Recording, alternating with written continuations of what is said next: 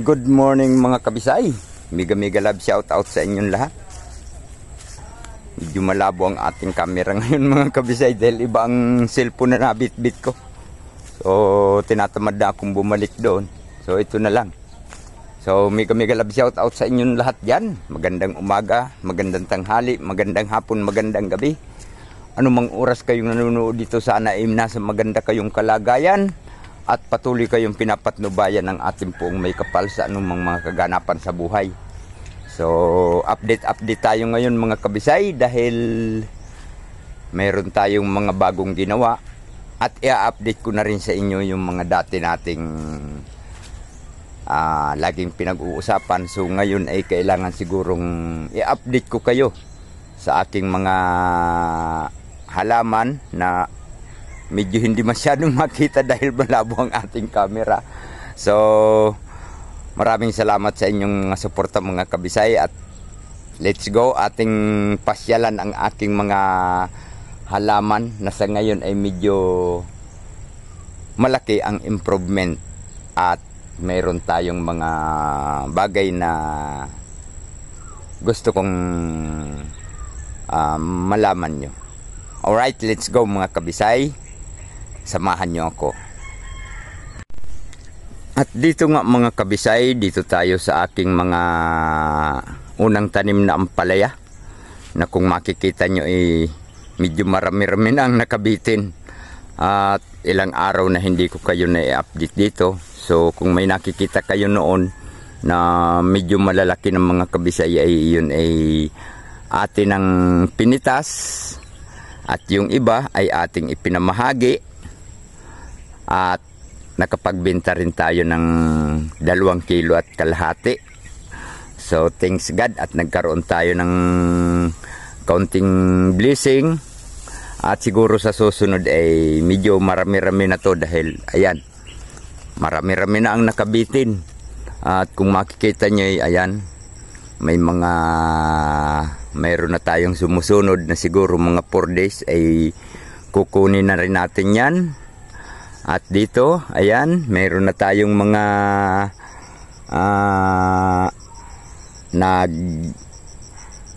ano dito sa wall.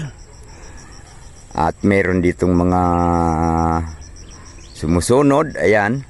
At sa awa ng Diyos ay mayroon na tayong kaunting nakikitang darating na blessing. Ayan, kung makikita nyo ay meron na tayong mga dumalaga. Ito, medyo malaki-laki na to dahil yung mga unang bunga mga kabisay, yun dito sa wall ay nakuha na natin at medyo maliliit lang yun, halos ganito lang lahat yun. At siyempre atin lang ipinamahagi muna dahil medyo marami tayong naging maliliit na bunga. So hindi naman maaano yun sa mamimili dahil kung saan reject yun.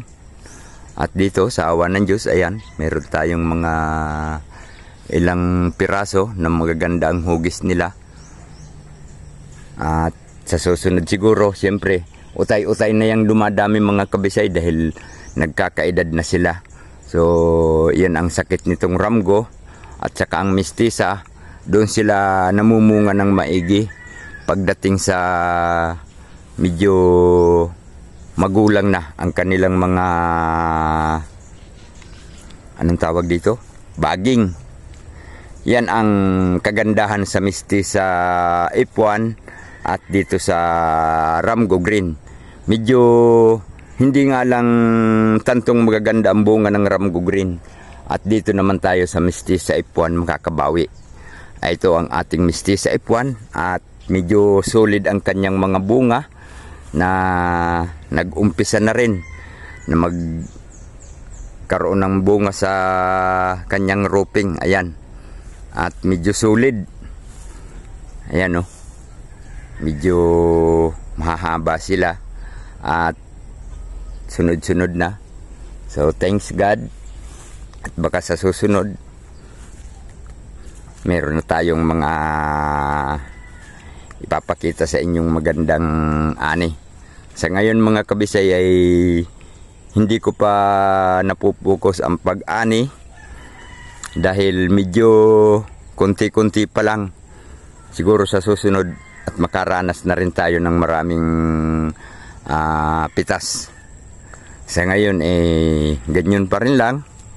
At ako'y nagpapasalamat nga pala sa isa nating kaibigang vlogger na nagbigay sa akin ng ibiniling pananim at ito ay naging resulta sa awa ng Diyos.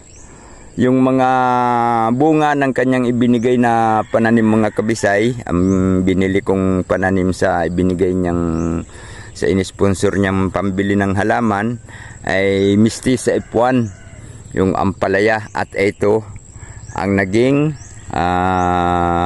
pangalawang pangalawang pagkakataon na nagtanim ako. Ito ay bunga na nung una kong itinanim na Mistisa F1. At sa awa ng Diyos, nakabili tayo ng ibang mga pananim sa produkto ng Mistisa F1. At ito, Mistisa F1 pa rin to, produkto pa rin to ng Mistisa F1. At sa awa ng Diyos ay may mga maliliit na rin bunga, hindi pa nga lang halata. At ayan, medyo nakaparami-rami tayo ng tanim ngayon dahil doon sa ng ating itinanim na Mistisa F1. Dito ko yun itinanim banda mga kabisay, kaya dito tayo nakapag pundar ng medyo maganda-gandang mga halaman. At ayan, sa awa ng Diyos, yung ating mga itinanim na binhi ng Mistisa F1 ay ayan, at nag-uumpisa na ring mamunga.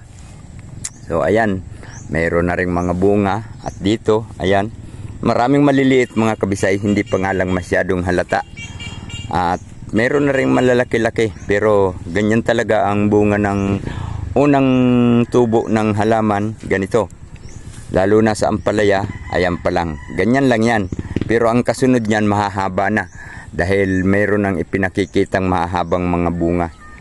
So ayan, at medyo marami-rami ang ating ampalaya ngayon dahil sa medyo nakapag-produce tayo ng iba't ibang halaman dahil doon sa binili kong Mistisa F1 na kahit papano ay bawat makakapagpitas ako at makakapagbinta ay inutay-utay kong bumili ng mga iba't ibang pananim. At ito naman ang ating Galaxy Max. Ito ay na-produce ko dahil doon sa Mistisa F1. At ayan, mayroon ng mga paisa-isang bunga din. At hindi lang paisa-isang mga kabisay dahil halos, ayan, sa taas niya, mayroon na rin, ayan. At mayroon na rin doon sa taas, ayan.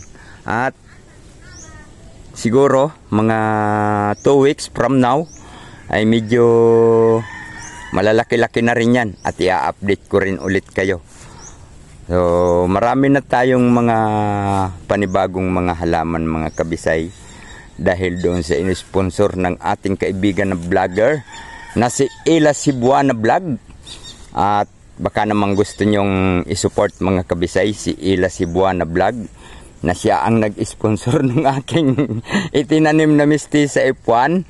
At sa pamumunga niya, sa awa ng Diyos, nakapag-produce tayo ng iba't ibang halaman. At ayan, ang ating Galaxy Max, ayan, mayroon na rin mga bunga. Ayan, sunod-sunod mga kabisay. Magaling talagang bumunga ang Galaxy F1. Kaya ito ang pinag-initan ko talagang bilhin mga kabisay. Kahit pautay-utay lang nakaproduce tayo. At sa awa ng Diyos, nakapag-produce tayo ng 60 na puno. At ayan, meron na tayong Galaxy na pag mamunga yan at magkaroon na ng mga magagandang bunga, so magpo-produce naman tayo mga kabisay ng binhi na isusunod ko rin sa kanila. Alright mga kabisay, at ating puntahan ang iba nating mga na-produce dahil doon sa Mistisa Ipuan. At samahan nyo pa rin ako. Let's go! At dito mga kabisay, ito, nakapagtanim din tayo ng talong.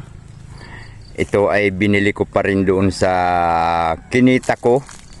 Galing doon sa kinita ko sa aking Mistisa Ipuan. At nakapagtanim din tayo ng okra. At iisa lang ang pinanggalingan ng ibinili ko nito mga kabisay. Ayan, nakapagtanim na tayo ng okra. Ang naitatanim ko pa lang na okra mga kabisay ay 130 na puno. Dito ay ano to mga kabisay, 56 na puno. At dito ay nakapagtanim tayo ng 75 na puno. Katatanim ko lang nito kanina mga kabisay. At ito mga kabisay ay siguro mga 4 days from now, papakita ko sa inyo, tutubo na yan. At pakikita ko sa inyo pagsibol niyan. Alright mga kabisay, at yan ang mga na-produce ko. Dahil doon sa ibinigay ni Ella Cebuana Vlog na pangbili ng pantanim. At ang binili ko mga kabisay ay ampalaya. At ang variety ng ampalaya ang binili ko ay Mistisa Ipuan. At bali 80 puno lang yun mga kabisay. At sa awa ng Diyos ay kumita naman tayo. Hindi ko nga lang ibinibidyo mga kabisay dahil minsan bigla na lang akong mamimitas. So hindi ko naiisip na mag-video. Basta naipapakita ko lang sa inyo minsan na maraming bunga, na kahit nagkasunog-sunog ay nagbigay pa rin ng bunga mga kabisay. At believe din talaga ako sa Mistisa Ipuan kung kailang gumugulang na, kung kailang nagkaka-edad-edad na, saka naman dumarami ang bunga.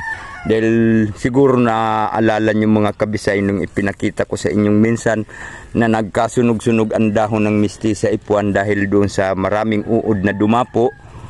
Pero sa awa ng Diyos ay namunga pa rin ng marami at nakakabenta pa rin tayo ng minsan umaabot 7 kilo, minsan 5. So sa 70 kahit papano ay nagkakaroon tayo ng pagkakataon na makabili ng mga iba't ibang gustong itanim natin. So kaya nakapag-produce ako ng talong, ng okra, ng Galaxy Max dahil doon sa inisponsor ni Ella Cebuana Vlog. So baka naman gusto nyong isupport mga kabisay si Ella Cebuana Vlog. Ilalagay ko dyan ang kanyang pangalan at sana naman ay masupport nyo siya. Hindi lang siya masyadong aktibo sa kanyang channel dahil mayroon din siyang trabaho na naandun siya sa Bahrain. Doon siya nakadestino mga kabisay. OFW rin siya at napakabait niya. So nagpapasalamat ako sa iyo Day Ella sa yung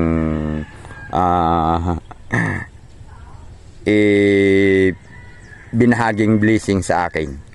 Alright, thank you so much mga kabisay at nakarating na naman kayo sa dulo ng aking video. At ako'y nagpapasalamat sa inyong mga suporta at palagi nyo pa rin sinusuportahan ang inyong Tay Bisay na kahit laging busy dito sa aking mga ginagawa mga kabisay, ako ay nakakapag silip-silip din sa inyong mga channel. So pagpasensyahan nyo na hindi permanente. Alright, thank you so much mga kabisay. San man kayo naroon sa sulok ng ating mundo, walang ibang sinasabi ang inyong Tay Bisay. Laging mag-iingat, laging magdarasal ng patuloy na patnubayan ng ating poong may kapan, lalong-lalo na sa mga kaganapan sa buhay at laging ligtas sa bawat sakuna na daratal sa ating buhay. Alright, thank you so much mga kabisay. Lalong-lalo na dyan sa mga OFW nating kaibigan. Maraming salamat sa inyong suporta. Palagi kayong mag-iingat at mabuhay kayo sa inyong mga pagsisikap para sa pamilya. Alright, thank you so much mga kabisay. God bless us. Bye-bye.